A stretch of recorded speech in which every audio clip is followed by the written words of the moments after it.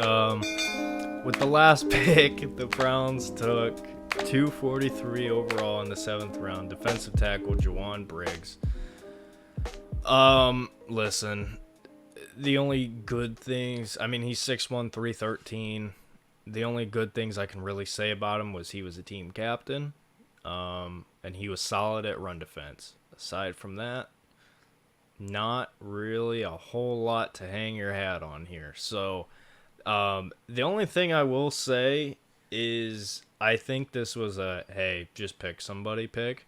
But if it wasn't, and they actually, liked him to an extent, and there was a purpose behind this pick, I think they're putting the fire to Siaki Ika.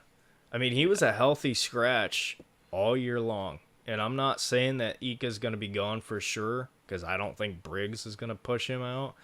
But bringing in competition, you have two defensive tackles drafted. Mike Hall is for sure making this team. Briggs probably not, but at the very least in camp, Ika, you better get it together. That's what I take away. Yeah, spot on. If we're being blunt here, there's not a chance in hell this guy makes the roster. Like, if we're being blunt, man.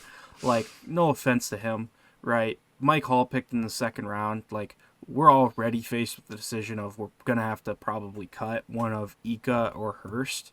And that's already a tough battle as it is. I just don't see a chance in hell this guy makes it. I mean, if there's a couple of injuries, then maybe he sneaks in. But I just don't see how. Just keep in mind, right? So Mike Hall, right, with him getting in, you're likely going to have to cut one of those two, and he has to outperform both of them, like drastically outperform both of them in order to make it here. I just don't see it. Wish him the best. I hope he does really well in camp, and I hope he can make it on the practice squad and do really well for us. But again, like these last two picks especially, I really don't see on the team this year. I don't. I think if you can get them on the practice squad, have them develop for a year, maybe they can become something later. But I'm really not expecting it. And even with Nathaniel Watson, like I'm having a hard time seeing where these guys get on the field because remember, Watson has to beat out Diabate, right? Who was great last preseason. He was fantastic. Tony Fields, who's had his flashes. So I just don't see where these three guys make it on the roster. If I'm being blunt, Yeah, I don't Watson's got either. the best chance, but man, I wouldn't bank on it. But what I will say is, you're absolutely right. Ika, he's got a lot of competition. And he's gonna have to. He's at least gonna have to get on the field this year. What I will say is, I do think that Hurst is gonna be the one that we cut, as much as I hate to say it. And the reason for that being, I don't see them giving up on Ika so soon. Nor do I think they should, because I do like on the surface level, right? And again, this comes back to like Anthony Schwartz too, because it's like on the surface level, there's attributes there where it's like, hey, this guy could be really good. It's about, is this guy going to be able to kind of refine it and get it together? If Jim Schwartz wanted him that badly last year that we completely ignored the RAS score and age guardrails to take him in the 3rd round, I don't see why we would give up on him now.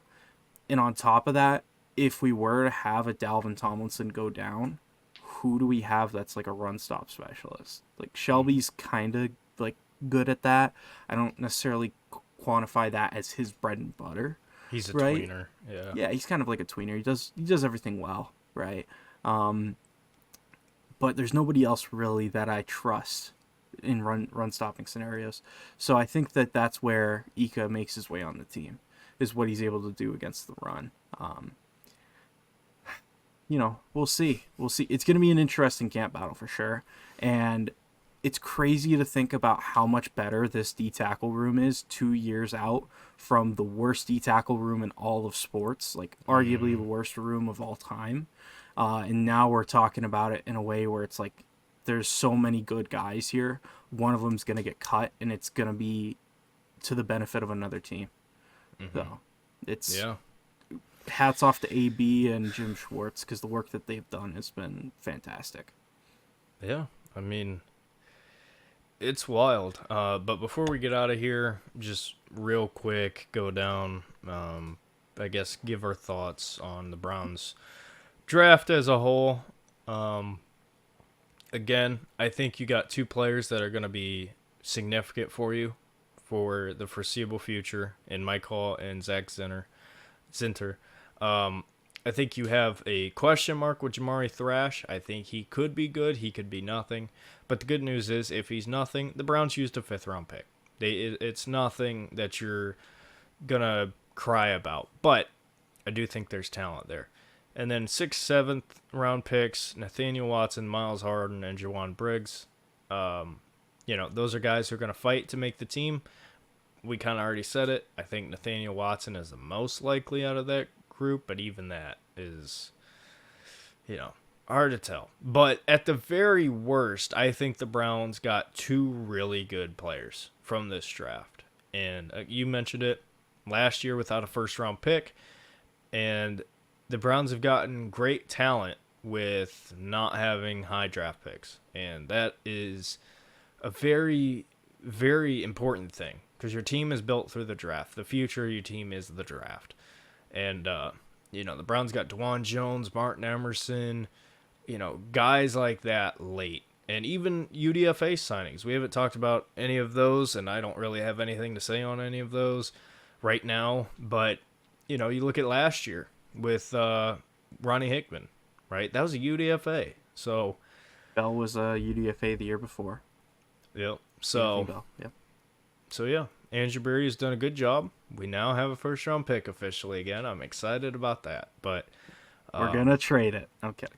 Yeah, but before we get out of here, just kind of your thoughts on the draft as a whole. Yeah. First thing before I actually say about that, isn't it crazy to think that over the past 5 years, the Browns have only had a 1st-round pick in one of them? Yeah. Because we traded our 1st-rounder in the OBJ draft, and then we drafted Jed, and then nothing. Yep. Nothing. Yeah. Or at least if my memory serves me correct. I think you're anymore. right. I think so. I don't know. I don't know. Yeah, or because 6 years, 4. I don't know. It was, although no, because Greg was the year after Jed. I thought Greg was before Jed. No, he had to have been after. You're right. Yeah, no, he was after. No, because Jed's playing on his 5th year now, and we're picking up Greg's 5th year. Yep. So it was the year after. So over the past 6 years, the Browns have picked in the 1st round twice. Yep. So it's crazy to think about. But yeah, overall, if we run through this, you got two players that you expect to be approximately 3-year starters, right? 2-year starters at a minimum. You got Jamari Thrash, who high potential player, could play a good role for your offense. Not really sure where he kind of goes. Again, there's a chance he doesn't make the team this year. He's gonna have to work hard, but I think he's in line to make it. But flip of a coin, we'll see what he can become. And then 3 guys that just you don't really expect to be much. But in terms of what this draft was, the picks that we had available, I think we did well. I don't know as though I would grade it like an A, but I'd say like a B plus. For what we had, I thought we did well. And I'm really excited to see what, especially our first 2 picks turn into, because they could be very, very good players. We'll see. Yeah, absolutely. Most teams are lucky to come away with 1 good player. So the fact that we can confidently sit here and say that we think, and at least we should have 2 at minimum good players, I think is a good thing. But that's it for me. Do you have anything else you'd like to add? No. Very excited to get camp going, see what these guys can do on the field, and more importantly, I'm ready for this season. This season, we've talked about it. It's so important. I'm ready to see this team in pads and see what we can do come week 1. Yep. So next episode, we're going to talk about the draft more as a whole from other teams' perspectives. Probably break down more the AFC North's draft. So, but yeah, everybody, with that being said, let us know your thoughts. Want to hear from you. What did you like? What did you hate? All that jazz. So we'll see you in the next one, everybody. Go Browns.